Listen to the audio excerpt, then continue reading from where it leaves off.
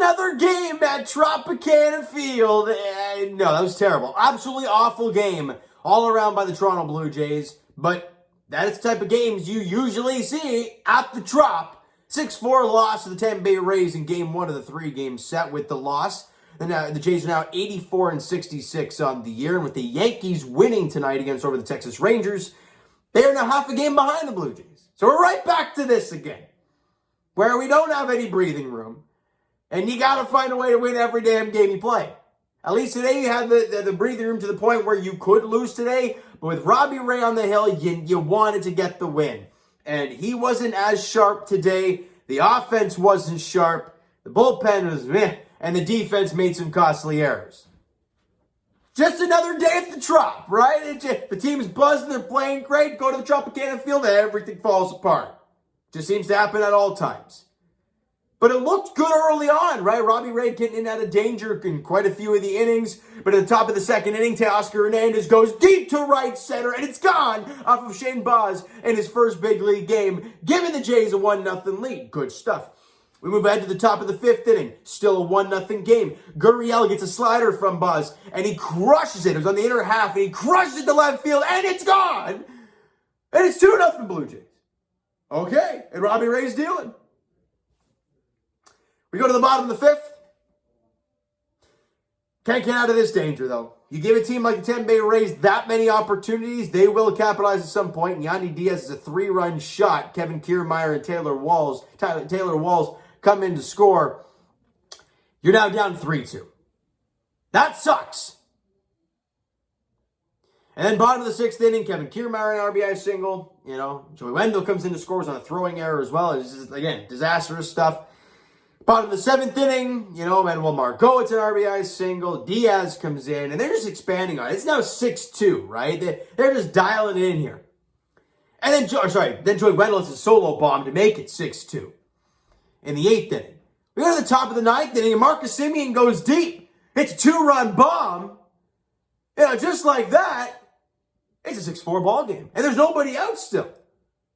Then what was it? Then Vladdy walks, and we're like, okay, the tying run is now at the plate. There's nobody out here. You have Bo, Teo, and Danny Jansen came in to pinch hit, and then you have Gurriel. You have some guys here that could do the damage. The Jays end up getting the bases loaded. But we cannot forget how bad the umpire was here. I mean, if you have not seen that strike call on Teoscar Hernandez, my God, it's about 2 feet out of the zone down. Catcher grabs it and brings it right back up. Looks like Gary Sanchez out there. But umpire gives him a strike, and the bench and Teo's like, what is this nonsense? How's this guy an umpire? That's just straight trash. Then Hernandez ended up striking out because he's got to protect. He doesn't know what the hell a strike is at this point anymore. And then Breivik Valera up 3-0. I understand he's being patient, but he ends up striking out. But again, the umpire's terrible. A couple missed calls there, too. It's pretty bad. He was bad all game long, but it's a glaring issue when you're that close to tying the game, taking the lead, whatever the case may be, and you get shafted like that. It's pretty bad stuff. But in the end, it's not entirely the umpire's fault. Your offense had 2 hits through 6, pretty much. And there's 2 solo bombs. And Robbie Ray wasn't as sharp. So we can talk about the umpire and how bad they were, but there were a lot of other aspects the Jays were not good at today at all. They had a total of 5 hits for the game. 5 hits. 11 strikeouts against. Not pretty. Not pretty at all offensively from the Jays. Vladdy goes hitless.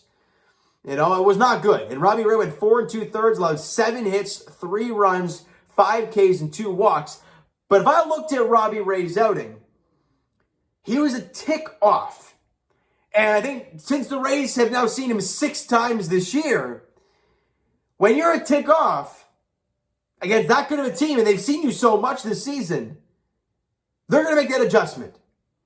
And his slider wasn't biting as much, it felt like today. He wasn't dotting the inner corner, all right, on the inside corner with the fastball, and the down and in off the plate slider. It wasn't there. He was missing down a lot. Down and in the middle, just down and out of the zone, and it's just never a competitive pitch.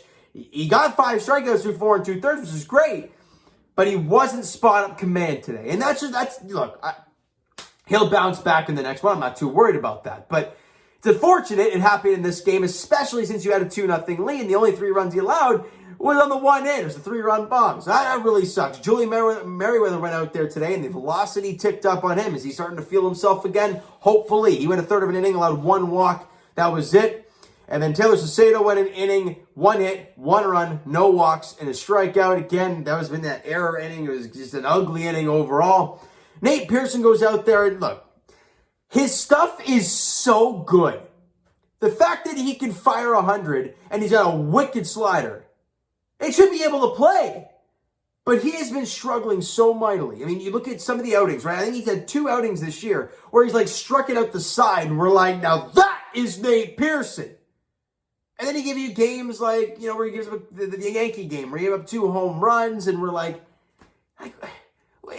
today he went 2/3 inning, allowed 2 hits, 1 run, got a strikeout. Again, the stuff was there.